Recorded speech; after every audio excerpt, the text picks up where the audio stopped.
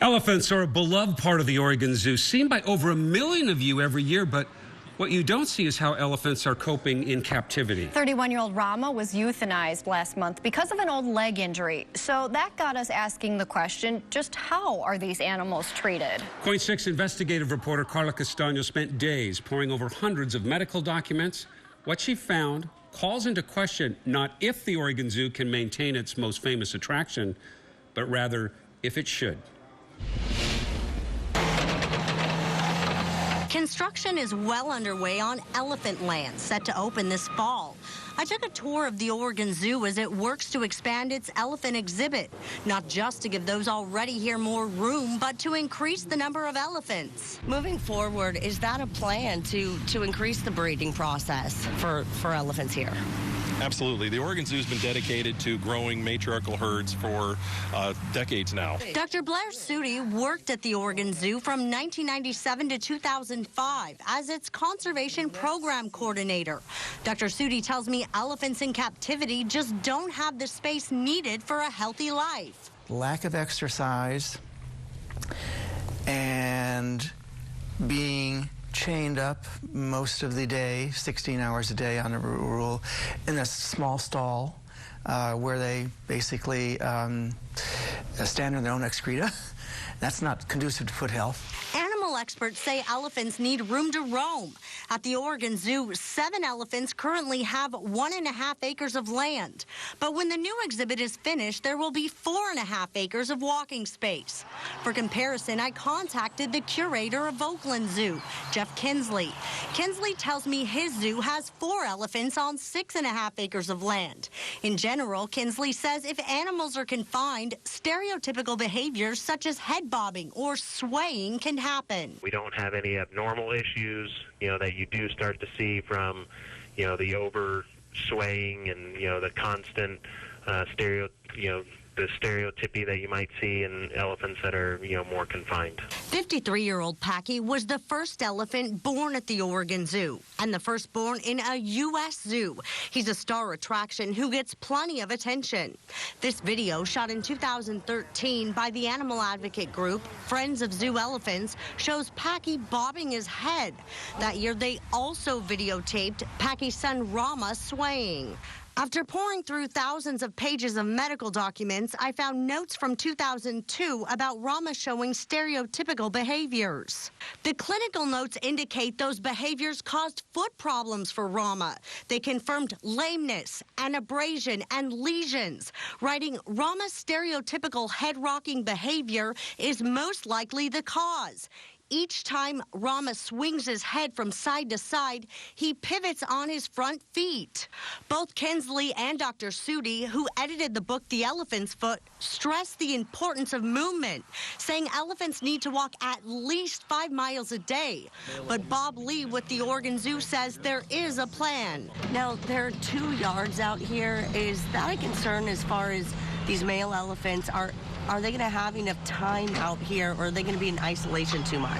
We're going to rotate them through. I mean, the male elephants would come in and out of the herd. Dr. Sudi argues that the upgrade to the exhibit should have included not 2, but 3 yards. So that limits the amount of hours that a male especially will have access to an area to walk around. Stereotypical behaviors can also be the result of other issues. Kinsley says any elephant in captivity will also behave this way if they are chained for a long time.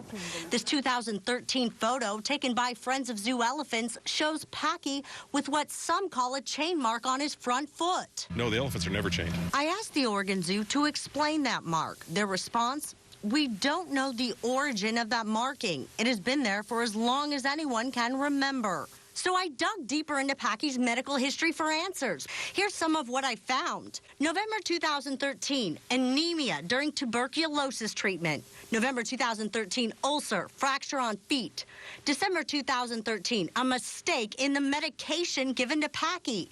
April 2014, abscess, lesion on same foot. May 2014, a 500-pound drop in weight in a single month after refusing food.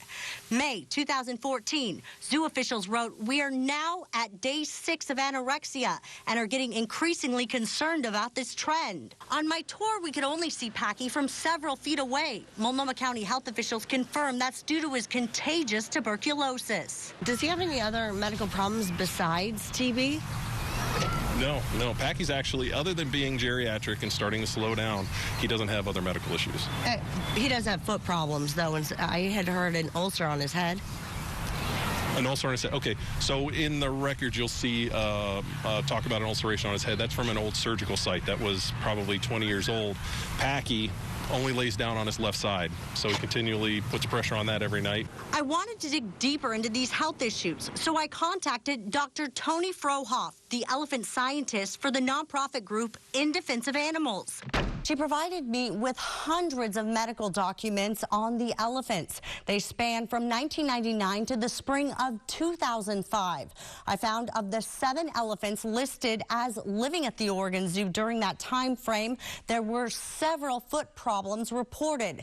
Things like lesions, abscesses, and fractures, sometimes even lameness, and all documented over and over again in these stacks of paper. Dr. Sudi worked to address those problems during his time at the Oregon Zoo.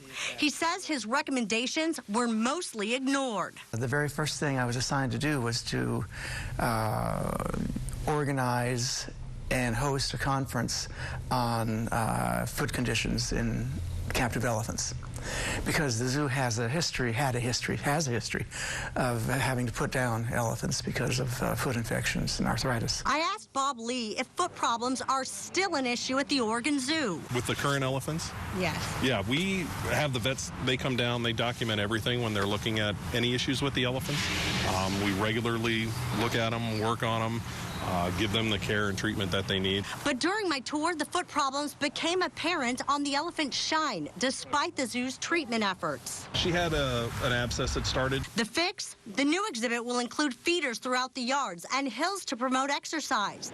They also brought in 190 dump trucks full of sand to cover the ground. Too little too late for an elephant like Rama, who was euthanized in late March. But some help for the elephants still coping in captivity. Together, we could be several. Another note here, Carla went through medical records and 5 of the 7 elephants currently living at the zoo do have foot problems. If you'd like to look at the health records we have on Packy and Rama, you can. We have that information on KOIN.com. But the story doesn't end here. Carla takes a close look at the sometimes dark history of elephant breeding at the Oregon Zoo, a history that includes inbreeding. That's this Thursday night at 6 o'clock.